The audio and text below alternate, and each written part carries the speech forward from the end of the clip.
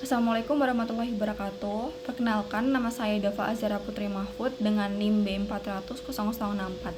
Di sini saya akan mempresentasikan 5 artikel yang membahas mengenai financial technology atau vintage. Yang pertama, latar belakang artikel. Nah, kelima artikel ini itu berangkat dari satu isu utama, yaitu bagaimana vintage menjadi solusi untuk meningkatkan akses keuangan dan efisiensi ekonomi, khususnya bagi sektor UMKM. Nah, UMKM sendiri itu tuh selalu mempunyai kendala. Pertama yaitu modal, yang kedua biaya transaksi yang tinggi, yang ketiga tuh rendahnya literasi digital. Namun di sisi lain, penerapan vintage sendiri itu di berbagai negara tuh masih menghadapi tantangan seperti tingkat kepercayaan masyarakat yang rendah, keamanan data, dan regulasi yang belum seragam. Untuk slide berikutnya, artikel pertama.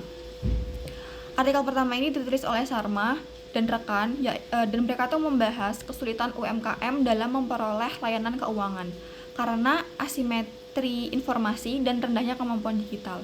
Dan kesimpulannya, vintage itu tuh membantu mempermudah akses pembiayaan melalui model seperti crowdfunding dan P2P lending. Lalu, sedangkan artikel kedua yang ditulis oleh Jordan dan tim, mereka itu menyoroti bahwa kurangnya kajian komprehensif di bidang vintage, dan mereka tuh menyimpulkan bahwa riset vintage itu tuh masih bersifat eksploratif dan perlu dikembangkan dengan mendekatkan kuantitatif agar dampaknya tuh lebih bisa diukur. Nah, lalu untuk slide berikutnya, artikel ketiga yang ditulis oleh Mahfud, beliau tuh membahas rendahnya tingkat adopsi vintage di negara berkembang. Nah, faktor kepercayaan dan keamanan itu menjadi penentu utama apakah seseorang itu tuh mau menggunakan layanan vintage.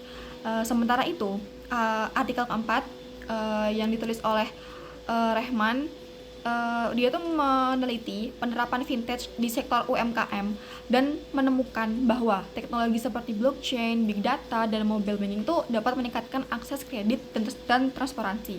Jadi teknologi itu bukan hanya mempermudah, tetapi juga meningkatkan keadilan dalam proses pembiayaan. Lalu untuk artikel kelima, artikel ini tuh ditulis oleh Barossa dan Labardo. Mereka tuh menyoroti dampak transformasi digital secara global terhadap industri keuangan. Nah, mereka itu menekankan pentingnya kolaborasi antara bank tradisional dan startup vintage, dan regulasi yang adaptif dalam keamanan digital itu tuh menjadi faktor utama agar vintage itu tuh bisa tumbuh secara berkelanjutan. Dan yang terakhir yaitu kesimpulan keseluruhan artikel. Yang pertama, kelima artikel ini tuh menunjukkan adanya keterkaitan kuat antara vintage dan perkembangan UMKM. Yang kedua, seluruh studi itu sepakat bahwa vintage itu tuh berperan sebagai katalitas transformasi dan ekonomi digital dan inklusi keuangan.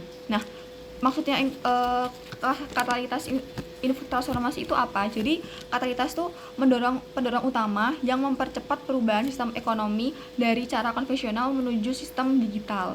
Dan untuk inklusi sendiri itu semua masyarakat tuh dapat mengakses dan menggunakan layanan keuangan secara mudah dan aman dan terjangkau. Nah, yang berikutnya itu keberhasilan penerapannya itu bergantung pada kepercayaan pengguna, kesiapan teknologi, dan dukungan regulasi yang fleksibel. Nah, dengan demikian hubungan antara kelima artikel ini tuh bersifat saling melengkapi dan tinjauan teoritis, faktor adopsi hingga dampak empiris. Mungkin cukup sekian presentasi yang bisa saya sampaikan. Kurang lebihnya mohon dimaafkan. Wassalamualaikum warahmatullahi wabarakatuh.